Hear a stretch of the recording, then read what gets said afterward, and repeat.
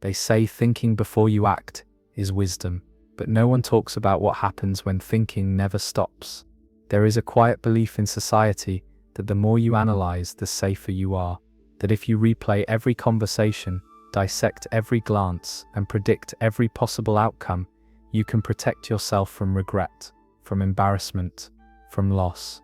But what if the mind meant to protect you slowly becomes the place you feel trapped? What if overanalyzing is not intelligence, but vigilance shaped by something deeper? Why does a simple message take hours to interpret? Why does a small mistake echo for days? Why does silence feel louder than sound? For some, overthinking is not a habit. It is a nervous system that never learned how to rest. This is not about being dramatic. It is about the hidden psychology of people who overanalyze every situation. Let's begin. There is a difference between thinking and being unable to stop thinking. For some, the mind moves like a calm river. Thoughts pass. Moments settle. Silence feels neutral. But for you, silence is rarely silent. It is filled with echoes. A conversation from this morning replays with microscopic detail. The tone of your voice. The pause before their reply. That one word that felt slightly off. You examine it from every angle, as if turning a fragile object under a bright light, searching for cracks no one else can see. Did you say too much? Did you say too little? Did they mean something more? Overanalyzing does not feel dramatic. It feels responsible, careful, alert. You tell yourself you are simply being thorough, observant, thoughtful. But by the end of the day, your mind feels like an engine that never shuts down. Even small decisions, what message to send, what expression to hold, what silence might mean, expand into branching possibilities. Each possibility demands inspection. Each inspection demands certainty, and certainty rarely arrives. There is a particular exhaustion that comes from living like this. Not physical fatigue, but cognitive erosion. Like water slowly wearing down stone, you may appear calm on the outside, composed, intelligent, even wise. But internally, there is constant scanning. You notice subtle shifts in people's energy, a delayed reply, a change in routine, a sentence that lands slightly differently than expected. Where others move on, you linger. You connect invisible dots. You construct narratives to make sense of ambiguity, because ambiguity feels dangerous. The world praises awareness. It praises attention to detail. It praises people who think ahead, but it does not speak about the cost of never mentally clocking out. What happens when every situation becomes a puzzle, when every interaction becomes a case study, when your own life becomes something you observe instead of inhabit? Overanalyzing often disguises itself as intelligence, and sometimes it is. You may genuinely see layers others overlook. You may anticipate problems before they surface. You may detect emotional undercurrents that remain unspoken. But awareness without rest becomes hypervigilance, and hypervigilance slowly disconnects you from peace. There is also shame attached to it. A quiet embarrassment. You might tell yourself, it's not that serious. You might compare your reactions to others who seem unaffected. You wonder why your mind refuses to let things go so easily. Why can't you just move on? Why does your brain insist on dissecting everything? The truth is, overanalyzing is rarely about the present moment alone. It is a pattern, a nervous system habit, a learned way of staying safe. But before exploring where it began, it is important to recognize something first. You are not weak for thinking deeply. You are not broken for noticing patterns. And you are not too much for wanting clarity.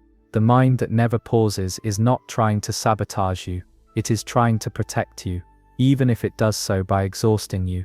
No one wakes up one day and decides to overanalyze everything. It begins quietly, often in places where certainty was rare. Perhaps you grew up in an environment where moods shifted without warning, where a normal afternoon could suddenly turn tense, where affection felt conditional, where silence meant something, but no one explained what. In such spaces, awareness becomes survival. You learn to read faces before words are spoken. You study tone the way others study textbooks. A small sigh, a tightened jaw, a door closed slightly harder than usual. These are not small details to you. They are signals. And when signals determine safety, missing one feels dangerous. Children are remarkably adaptive. When clarity is absent, they compensate with observation. When communication is inconsistent, they compensate with analysis. When emotional stability is fragile, they compensate with vigilance. You may not have realized you were learning this, but your nervous system did. It learned that predicting reactions prevents pain, that preparing for every outcome reduces shock, that if you think through every possibility, you will not be caught off guard. Over time, this becomes automatic. You enter rooms and scan. You replay conversations to check for hidden meanings. You anticipate conflict before it exists. Not because you are dramatic, but because unpredictability once carried consequences. Hyperawareness is rarely about intelligence alone. It is often rooted in environments where emotional safety was uncertain, where you had to become attuned to what others felt, sometimes before they felt it themselves, and this attunement can look impressive from the outside. You seem perceptive, mature, insightful beyond your years. But inside, it can feel like standing guard at a gate that never closes. There is also another layer. Sometimes overanalysis develops not from chaos but from high expectations. Perhaps mistakes were magnified. Perhaps being good meant being careful. Perhaps love felt closely tied to performance. In such spaces, thinking becomes a shield against failure. If you calculate every step, you avoid disappointment. If you rehearse every sentence, you avoid embarrassment. If you prepare for every reaction, you avoid rejection. Also, it seems, the mind begins to believe that control equals safety, that foresight equals protection, that analysis equals worth. But here is the hidden truth. The child who learned to overanalyze was not trying to be complicated. They were trying to feel secure. And what once protected you may now follow you into rooms where danger no longer exists. Yet your body does not always know that. It still scans. It still prepares. It still whispers. What if? Understanding this is not about blaming the past. It is about recognizing that your overthinking did not appear out of nowhere. It has a history, a logic, a purpose. The mind that overanalyzes today may have once been the reason you coped, and that deserves compassion. Overanalyzing can feel philosophical, personal, emotional, but beneath the poetry of thought, there is biology. Inside the brain lives a small almond-shaped structure called the amygdala. Its role is simple: detect threat. It does not wait for proof. It scans for patterns, for changes, for anything that resembles past pain. When it senses something uncertain, a delayed reply, a neutral tone, an unexpected shift, it does not calmly debate possibilities. It alerts. And once the alert is triggered, the body follows. Subtle tension, faster thinking, a quiet restlessness. The nervous system prepares, even if the danger is only a perceived social misstep. For someone who overanalyzes, this system can become highly sensitive, not broken, not defective, just finely tuned. Like a smoke detector that goes off not only for fire, but for steam. The prefrontal cortex, the rational part of the brain, tries to step in. It begins analyzing, replaying, predicting, searching for clarity. It believes that if it can just understand the situation completely, it can calm the alarm. So the mind loops. You review the conversation again. You imagine alternative outcomes. You craft responses you may never send. This is not weakness. It is the brain attempting to resolve uncertainty. The problem is that uncertainty cannot always be solved through thought. In fact, the more the brain tries to eliminate every unknown, the more unknowns it finds. One possibility leads to another. One interpretation branches into 5 more. Rumination becomes a cycle. Psychologically, this is known as a feedback loop. The amygdala signals threat. The mind analyzes to reduce threat. The analyzing keeps attention fixed on the threat. The alarm stays active, and so the loop continues. There is also something called negativity bias, the brain's tendency to prioritize potential danger over neutral or positive information. From an evolutionary perspective, this kept humans alive. It was safer to assume the rustling in the bushes was a predator than the wind. But in modern life, The predator is often social discomfort, rejection, misunderstanding, loss of connection. For someone who overanalyzes, the brain treats social uncertainty as survival level important. A simple unanswered message can feel like standing at the edge of a cliff, not because you are irrational, but because your nervous system equates social safety with overall safety. And when the body feels unsafe, the mind works overtime. There is a strange irony here. The more intelligent and imaginative you are, the more scenarios you can generate. The more complex your thinking, the more intricate your worry can become. Awareness fuels possibility. Possibility fuels analysis. Analysis fuels more awareness. And so the cycle deepens. Understanding this changes something subtle. It shifts the narrative from "why am I like this?" to "my brain is trying to protect me." Not perfectly, not peacefully, but faithfully. The mind on guard is not your enemy. It is an alarm system that learned to be cautious. Even when the room is quiet, there is a quiet battle that no one sees. On the surface you appear rational, grounded, self-aware. You can explain your thoughts clearly. You can even recognize when you might be overthinking. And yet, the thinking continues. This is the war between logic and fear. One part of you says, "It's not that serious." Another part whispers, "But what if it is?" You know that a delayed message does not automatically mean rejection. You understand that people get busy. You can list 10 logical explanations, but your body does not relax. Your chest stays tight. Your mind keeps searching. Your thoughts circle back, again and again, like a tide that refuses to recede. Why? Because logic speaks in sentences. Fear speaks in sensations. And sensations are louder. When overanalyzing takes hold, it often feels like trying to reason with a storm. You gather evidence. You challenge your assumptions. You attempt to soothe yourself with facts. But fear is not always convinced by facts. It is convinced by safety. And if safety once depended on predicting outcomes, then your system may resist letting go of analysis, even when your rational mind knows better.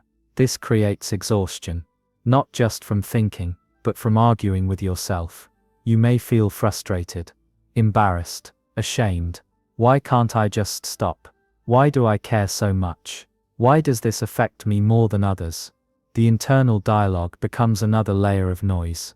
Over time, you may begin to doubt your own perceptions. One moment you trust your intuition. The next you question whether you are imagining things. You oscillate between certainty and self-doubt. It feels like standing on shifting ground, and in this instability, you may cling even tighter to analysis. Because at least thinking feels active. It feels like doing something, like regaining control. But beneath the surface, there is often something softer. A fear of being misunderstood. A fear of being unwanted. A fear of repeating old pain. Overanalyzing is rarely about the event itself. It is about what the event might mean. And meaning feels powerful. If someone's tone changes, does it mean they are upset with you? If they seem distant, does it mean you are losing them? If you made a mistake, does it mean you are not enough? Logic says, maybe not. Fear says, prepare anyway. So you prepare. You replay. You anticipate. This is not weakness. It is a nervous system trying to avoid vulnerability. But constant vigilance comes at a cost. It steals presence. It steals rest. It steals the simple experience of letting a moment be just a moment. The war between logic and fear is tiring, because both sides believe they are protecting you. And somewhere in the middle, you are simply trying to feel safe. If you look closely, overanalyzing is not chaos. It is control, or at least the attempt at it. When you examine every possible outcome, what you are really doing is trying to reduce uncertainty. You are building mental maps of roads that have not yet been traveled. You are rehearsing futures that may never arrive. Because uncertainty feels like standing at the edge of fog, and fog hides what could hurt you. So you calculate. If you say this, they might respond that way. If you wait, they might lose interest. If you show too much emotion, you might seem overwhelming. If you show too little, you might seem distant. Each scenario becomes a strategy session inside your mind. There is comfort in this, a strange temporary relief, because while you are analyzing, you feel active, prepared, in control. But control through thought is fragile. Life does not follow rehearsals. People do not always respond according to predictions. Emotions do not move in straight lines, and no amount of mental preparation can eliminate the inherent unpredictability of human connection. Yet the mind persists, because once control may have worked. Perhaps there was a time when being careful prevented conflict, when anticipating someone's mood softened an argument, when choosing the right words protected you from criticism. In those moments, analysis equaled safety, and the brain remembers what kept it safe. So now, even in situations where danger is minimal, the same strategy activates. The same internal calculation begins. The same tightening in the chest accompanies every unknown. The illusion is subtle. If I think enough, I won't be surprised. If I prepare enough, I won't be hurt. If I analyze enough, I won't lose control. But surprise is part of being alive. Hurt is part of being human. And control is never complete. Overanalyzing often masks a deeper discomfort with vulnerability. To allow uncertainty means accepting that you cannot fully manage how others perceive you. You cannot fully control outcomes. You cannot guarantee protection from disappointment. And that feels terrifying. So instead of sitting with that fear, the mind keeps working, like a machine that believes if it stops, something will collapse. But sometimes what collapses is not the outside world. It is your sense of ease. Constant mental rehearsal creates distance from experience. You begin to live slightly ahead of the present moment, always calculating the next move. Even joy becomes something to monitor. Even connection becomes something to evaluate. Was that too much? Did that mean something? Should you adjust? The need for control slowly erodes spontaneity. And beneath it all is not manipulation, not obsession, but protection. The desire to avoid being caught unprepared. The desire to avoid feeling powerless. The desire to avoid reopening wounds that once took too long to close. Overanalyzing is a shield made of thoughts. It feels strong, but carrying it all the time is heavy. There comes a point when overanalyzer stops focusing only on situations and starts focusing on you. At first the mind scans conversations, reactions, subtle changes in others. But slowly the spotlight shifts inward. Every word you spoke becomes material for review. Every facial expression becomes evidence. Every decision becomes a reflection of who you are. Not just what happened, but what it says about you. Did that joke make you seem awkward? Did that silence make you seem boring? Did that mistake confirm something flawed inside you? The analysis deepens. It is no longer about preventing conflict. It becomes about preventing inadequacy. And this is where overthinking begins to erode self-trust. Instead of feeling anchored in your intentions, you begin to question them. Instead of believing in your character, you dissect it. You replay your personality like footage under examination. Was that authentic? Or were you trying too hard? Were you kind? Or just seeking approval? Awareness, once directed outward, now circles inward like a tightening spiral. This is the quiet loneliness of overanalysis. Because while others move through moments and let them pass, you linger inside them. You revisit them at night. You adjust yourself in your imagination. You construct alternate versions of who you could have been in that scene. A better version, a smoother version, a more acceptable version. And without realizing it, you begin to fragment. There is the self who acted, and the self who critiques, and the self who observes both. The internal commentary becomes constant, sometimes harsh, sometimes subtle, but rarely silent. Psychologically, this is tied to something called self-monitoring, the ability to adjust behavior based on social cues. In moderation, it helps with empathy and connection. But in excess, it turns into hyper-self-surveillance. You begin living as if you are always being evaluated. Even when you are alone. The mind searches for flaws because it believes identifying them first will protect you from others identifying them later. If you criticize yourself, perhaps rejection will hurt less. If you anticipate your shortcomings, perhaps you can correct them before they cost you something. But self-criticism does not create safety. It creates distance from yourself. And the more you analyze your own identity, the more unstable it can feel, because identity is not meant to be dissected constantly. It is meant to be lived. There is something profoundly exhausting about not being able to simply exist, about feeling as though every action requires internal review, about carrying an invisible mirror that never lowers. Over time, this can lead to quiet withdrawal, not dramatic isolation, just subtle hesitation, less spontaneity, more calculation. Because if every move is subject to analysis, stillness feels safer. Yet beneath this pattern is something tender, a deep desire to be enough, to be understood correctly, to avoid being misread or misjudged. The awareness that once protected you now questions you, and that is a heavy thing to carry. There is a moment, quiet, almost invisible, when something shifts, not because the mind suddenly becomes silent, not because fear disappears, but because you begin to notice the cost of constant vigilance. You start to see how much energy is spent preparing for possibilities that never arrive. How many nights were lost to conversations that resolved themselves? How many versions of the future were imagined and never happened? And slowly a question emerges.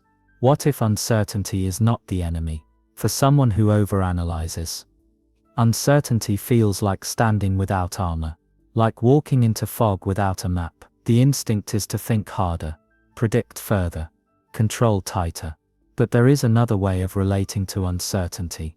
Not solving it, not eliminating it, just allowing it to exist. This is not surrender in a dramatic sense. It is softer than that. It is the quiet realization that not every unanswered message is rejection, not every pause is judgment, not every mistake defines identity. It is the understanding that discomfort does not always signal danger. Psychologically, this is called tolerance of ambiguity, the capacity to sit with incomplete information without spiraling into catastrophic meaning. It is not a personality trait you either have or do not have. It is a muscle of the nervous system. And like any muscle, it strengthens through small moments. Moments where you notice the urge to replay and choose to pause. Moments where you feel the anxiety and do not immediately feed it with more analysis. Moments where you let a question remain unanswered. At first this feels unnatural, even irresponsible. The mind protests. But what if you miss something? What if you regret not thinking this through? What if this is the one time preparation would have saved you? Fear does not give up easily, but something else begins to grow alongside it.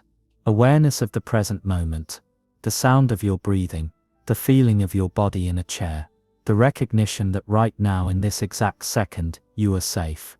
Uncertainty lives in the future. Overanalysis lives in imagination. But safety often lives in the present. This does not mean you stop being thoughtful, or perceptive, or intelligent. It means your awareness begins to include yourself, your limits, your fatigue, your need for rest. There is a quiet courage in allowing things to unfold without dissecting them. It feels like loosening your grip on a rope you have held for years. Your hands may tremble at first. You may feel exposed, but you may also feel lighter. And in that lightness, something surprising can happen. The mind does not disappear. It softens. There is a tenderness beneath overanalysis that is rarely acknowledged. A sensitivity, a depth, a desire to understand the world fully before stepping into it. You were never trying to complicate life. You were trying to navigate it carefully, to avoid harm, to protect connection, to ensure that nothing important slipped through unnoticed. That kind of awareness is not a flaw. But when awareness turns into constant self-surveillance, the mind grows tired. Softening does not mean becoming careless. It does not mean ignoring red flags. It does not mean abandoning discernment. It means allowing yourself to exist without constant evaluation. It means recognizing that not every silence carries hidden meaning, that not every shift in tone is a coded message, that sometimes things are exactly what they appear to be. And if they are not, you will handle them when they arrive. There is quiet strength in that.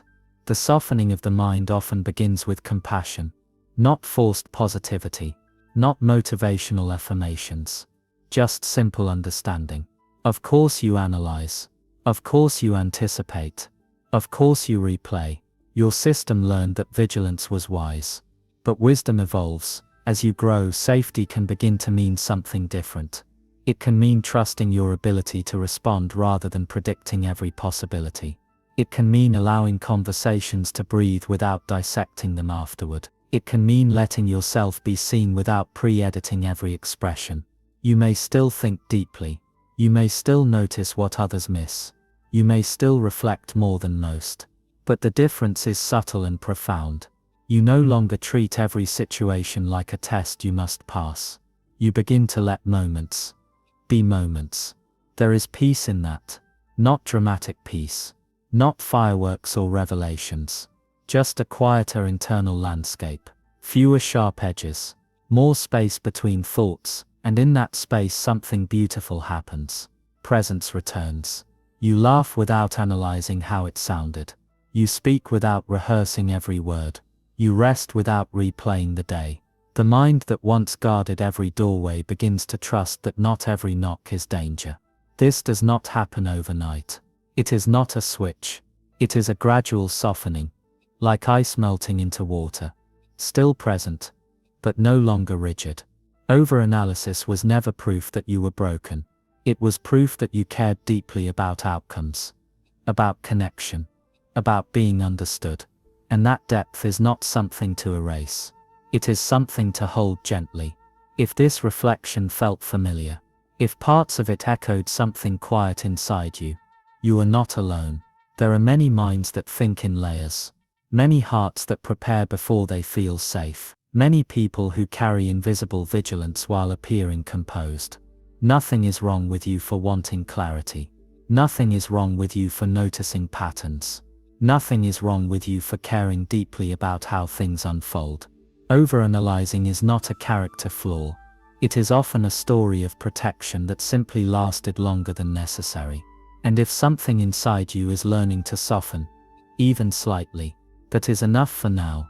If you would like to stay connected, this space exists for reflections like this. A place where the hidden corners of the human mind are explored gently, without judgment.